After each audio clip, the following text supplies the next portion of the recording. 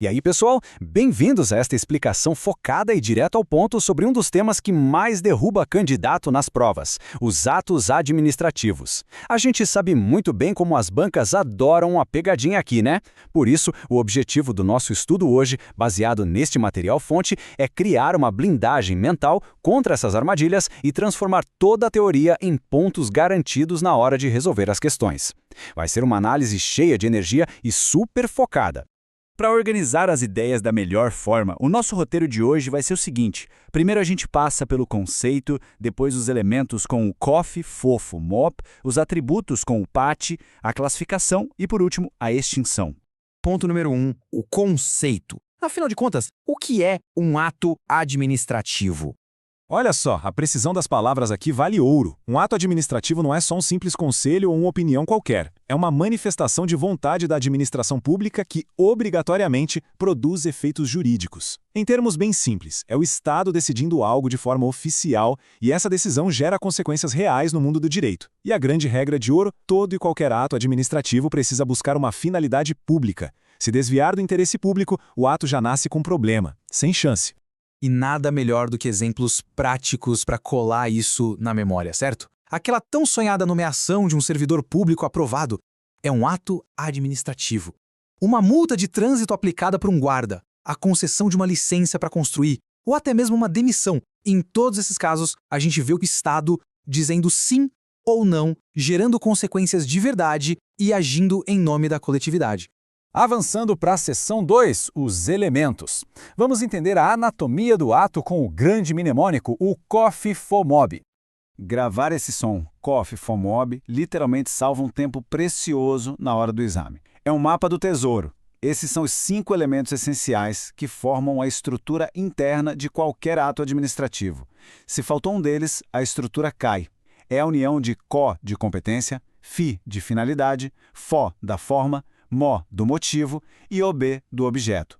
Ter isso na ponta da língua é o que garante não cair em pegadinha de prova. Vamos fazer uma pausa rápida para puxar isso da memória com uma questão de fixação. Imagina a seguinte situação prática. Um delegado prende um cidadão em flagrante. Qual desses elementos que a gente acabou de ver está agindo de forma específica para validar essa ação? Se a resposta na cabeça foi competência, na mosca! A competência é exatamente aquele poder legal previsto na lei para praticar o ato. É claro que o cidadão comum até pode agir em legítima defesa, mas não tem a competência legal do Estado para prender e assinar um auto de prisão. O delegado tem. No fim das contas, a competência é a lei dizendo quem é que pode fazer o quê. Agora, atenção máxima a esta tela, porque isso aqui é uma armadilha gigante. Examinadores simplesmente adoram misturar esses dois conceitos e muita gente boa cai. Motivo não é a mesma coisa que motivação. O motivo é a razão do ato em si, o que de fato aconteceu no mundo real, junto com a base jurídica. Por exemplo, um servidor faltou ao trabalho por 30 dias seguidos. Isso é o motivo. Já a motivação é colocar isso no papel. É o documento, a redação que explica e detalha os porquês daquela decisão. Motivo é o acontecimento na vida real. Motivação é a justificativa escrita e assinada. Deixar isso claro é crucial. Vamos para a seção 3, os atributos, ou seja, os poderes do ato, que a gente vai lembrar pelo mnemônico PAT.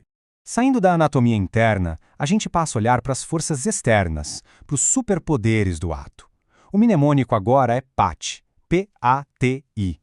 P de presunção de legitimidade, que significa que o ato já nasce presumidamente válido até que alguém consiga provar o contrário. O A é de autoexecutoriedade, ou seja, a administração pode agir e fazer acontecer sem precisar pedir permissão para um juiz toda hora. T de tipicidade, porque o formato do ato tem que estar tipificado, previsto na lei. E o I é de imperatividade, que é o poder impressionante de impor obrigações, não importa se o particular concorda ou não. Mas calma, alerta de perigo na tela. A pegadinha mais clássica de todas está aqui. É muito comum as bancas tentarem vender a ideia de que todo ato administrativo tem todos os atributos do PAT. E é erradíssimo. A presunção de legitimidade e a tipicidade quase sempre estão presentes. Mas a imperatividade e a autoexecutoriedade, nem sempre, elas frequentemente ficam de fora. Uma licença de férias concedida a um servidor, por exemplo, não tem imperatividade nenhuma. Ela não impõe uma obrigação. Ela apenas concede um direito. É esse nível de detalhe que separa quem aprova de quem fica no quase. Seção 4. A classificação. Vamos ver como as bancas costumam cobrar os tipos de atos nas provas. Todo examinador tem uma obsessão por testar se a gente entende a liberdade de ação do gestor público. E essa tabela mata a charada. De um lado, a gente tem os atos vinculados. Pensa assim, as mãos do administrador estão totalmente amarradas pela lei. Preencher os requisitos, ele é obrigado a fazer, ponto final. Zero margem de escolha. Do outro lado estão os atos discricionários. Aqui já existe uma folga legal. O gestor tem margem para avaliar o que a teoria chama de conveniência e oportunidade. Ele olha o cenário e decide se aquele é o melhor momento para o interesse público. Então, resumindo, vinculado é obrigação rigorosa, discricionário é margem legal de escolha. Mais uma armadilha para a gente desarmar rapidinho. Quando aparece no enunciado a expressão ato complexo, a intuição muitas vezes grita que são vários atos misturados, né? Mas é justamente o inverso. Um ato complexo é um único ato, que precisa da vontade somada de mais de um órgão para finalmente nascer. Imagina a porta de um grande cofre com duas fechaduras diferentes. As duas chaves, de pessoas diferentes, precisam girar ao mesmo tempo para abrir. São vários órgãos participando, mas geram apenas um ato final. E chegamos à nossa quinta e última sessão, a extinção. Como os atos morrem. Um dos pontos onde a galera mais perde ponto de bobeira. Presta bastante atenção nessa tela porque isso aqui é passaporte carimbado para aprovação. A gente tem que saber separar anulação de revogação de olhos fechados. A regra de ouro é: anulação significa que o ato tem um vício, ele é ilegal, nasceu com defeito. E como a origem já estava podre, a anulação retroage e apaga o passado. É o chamado efeito ex tunc. Quem faz isso? A própria administração ou o judiciário. Já a revogação é diferente. O ato é perfeitamente legal, tá tudo certo com ele, mas ele se tornou inconveniente com o passar do tempo. Como ele era totalmente válido até ali, não se apaga o passado. Ele só perde a validade daqui para frente. Efeito ex nunc. E um detalhe absolutamente crucial. Como revogar é uma questão de decidir o que é conveniente, somente a própria administração pública pode revogar os seus próprios atos. E para fechar com chave de ouro, vamos testar essa armadura nova com uma questão de alto nível. O Poder Judiciário, exercendo a sua função típica de julgar, pode revogar um ato administrativo perfeitamente legal que foi praticado lá no Poder Executivo? Se a conclusão foi que não, parabéns, é isso mesmo, está totalmente errado. O Judiciário não se mete na conveniência administrativa dos outros poderes.